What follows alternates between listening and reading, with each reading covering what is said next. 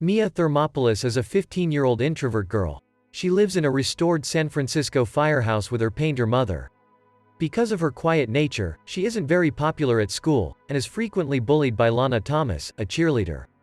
Mia has one great friend named Lily Moskowitz. She has almost the same personality as her.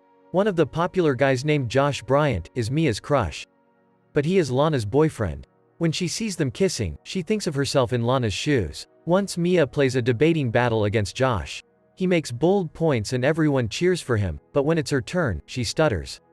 The whole class laughs at her, making her embarrassed. Her mother informs her after school that her grandmother has arrived in San Francisco from Genovia and desires to meet her.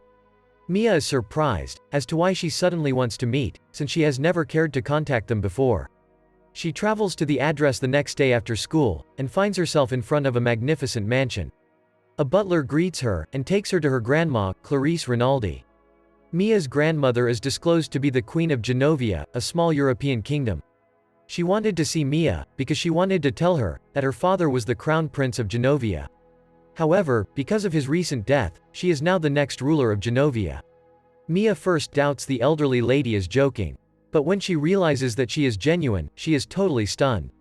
She learns that she is a princess in charge of an entire country, and she'll have to shift to Genovia. She also needs to change into a completely different person than she is currently. Before we continue the movie, welcome back to Mini Movies. This is a movie called Princess Diaries, released in 2001. Let's continue. Mia, overwhelmed by the amount of information, refuses to be a princess and leaves. When she comes home, she is furious with her mother for hiding their royal status. Turns out, after Mia's parents' divorce, they agreed to let her live with her mother. In order for her to have a normal childhood, they had decided to tell her when she was 18, but now that her father is gone, she must carry the responsibility. The very next day, she, her mother, and the queen discuss the situation. The queen wants to present her to the world as a princess, but first she wants to teach her how to act like one. Mia is strongly opposed to the idea, but her mother convinces her to attend the princess classes. She tells her to decide afterwards whether or not she wants to be a royal. Also, Mia will have to keep this a secret until the ball. The queen then sends her out with a head of security, Joe, who has been ordered to look after her. He has to assure her protection until she is officially recognized as a princess by the rest of the world. Mia is given a limo for traveling to school daily. On the way, she picks up her friend Lily, who is amazed by the car. Mia goes to a car service shop after school and learns that her old car would cost her $400 to repair. Michael, Lily's brother, who works in the store, has had a hard crush on Mia, but she rarely notices him. Following that, Mia starts attending her princess lessons at the mansion. The queen examines her appearance and instructs her assistant on what needs to be fixed. She teaches Mia about all the main things necessary for a princess. For example, proper posture, hygiene, etc. Mia learns everything of the royal etiquettes after that day, from dancing to dining to personal presentation. She travels to the mansion for lessons every day after school. As a result, her schedule got busy, so she and Lily didn't get to spend much time together. So Lily is left alone as Mia is her only companion. Will their bond get weak? Please subscribe to help them as well as to stay together. One day, the queen invites an Italian stylist named Paolo to give Mia a makeover. Though his attitude says otherwise, he praises Mia on her natural elegance. Paolo and his staff clip her eyebrows, straighten her hair, and provide her facials and manicures to improve her appearance. He also removes her glasses and advises to wear contact lenses. Mia appears to be an entirely different person in the final look, making the queen impressed. But she orders Paolo and his staff to keep the transition a secret. Are they trustworthy enough? Mia and Joe go to pick up Lily for school the next day. Michael is fascinated by her beauty when he sees her new look, while Lily isn't very happy about it. She believes her buddy is becoming one of the school's bad girls. She forces Mia to wear an ugly hat to cover her new hair. They also have a huge fight, because she believes Mia is going to dump her anytime soon. Mia can't stand her friend's coldness anymore and tells her the truth. Lily is shocked, but she decides to keep it a secret after Mia explains that it is for her own safety. Later in the class, Lana taunts Mia into taking off her hat. But as she did, everyone was caught off guard by her gorgeous hair. The next day, Michael invited Mia to a music convention, where he would be performing. He is really enthusiastic about music and hopes that she will be present to see him perform. Mia agrees to come, but she's hesitant. When she arrives at school, she is surrounded by reporters. They keep on questioning her about her status as a princess. Mia is in danger now that the secret has been revealed. She thinks Lily informed everyone about it, but Lily denies it. Who do you think leaked it? The queen comes to the school to handle the uncontrollable situation. Turns out it was Paolo, the stylist, behind all this. He informed the media about Mia. In order to gain popularity, the queen hosts a royal dinner party the following evening. She introduces Mia to a lot of high royals from throughout the world. The dinner is going smoothly without a problem, until Mia sets a guest's sleeve on fire. She dips his arm into an ice bucket, resulting in the waiters getting slipped. They fall to the ground, spilling the fruits on the visitors. At the awful feast, the queen sits with her head in her hands, while the guests laugh it off. Someone's in trouble. The queen isn't upset at Mia in the next training session, unlike Mia's expectations. Instead, she cancels all of her appointments to spend the day with her granddaughter. They go to the arcade as a group and have a great time. The queen plays all of Mia's favorite games, visits a photo booth with her, and tries her favorite corn dogs. Mia drives on the way back home, but the car's brakes fail. As they attempt to climb a hill, she collides with one of San Francisco's classic cable cars, which is packed with people. Mia is about to be arrested by the cops, but the queen persuades them to let them go by her excellent public speaking skills. He even orders a police car to drive the royals home at the end of the scene. Mia admires her grandmother's abilities, and even refers to her as the best queen. The next day at school, she is crowded by children who want her autograph.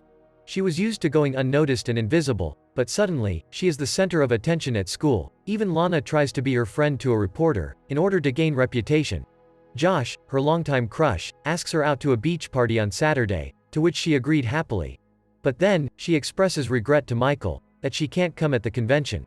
He is clearly upset that she has chosen Josh, above him. Mia's mother points out, that Josh didn't like her, until he realized she was a princess, but she ignores her. The beach party went well in the starting, until the media arrived, looking for the princess. Mia and Josh hide in a shelter, and he tries to kiss her. But she didn't give in, sensing something is just not right. When they come out, Josh kisses her forcibly in front of the media. He wanted to give the press something to talk about. Now, Lana and her friends played the part in fooling Mia. They trick her into changing her clothes under a tent, and invite the media. They took pictures of her, dressed just in a towel, which is enough for making up good news. Mia, feeling embarrassed, cries in her mother's arms after returning home. The next morning, the unfavorable images, along with ridiculous headlines, cover the media. The news irritates the queen, and Mia apologizes for her actions. She also says that she is incapable of being the princess. Even so, the queen invites her to the ball. She tells her that she is welcome to bring any companions she likes, except for Josh. After Mia leaves the room, Joe says that Mia is still a teenager and her grandchild before she becomes a princess. The two agree that Mia is ready to take on the role of throne of their country, based on how she handled criticism and responded appropriately. Mia apologizes to Lily for not being herself the past few days. She regrets missing a talk show to which she had been invited.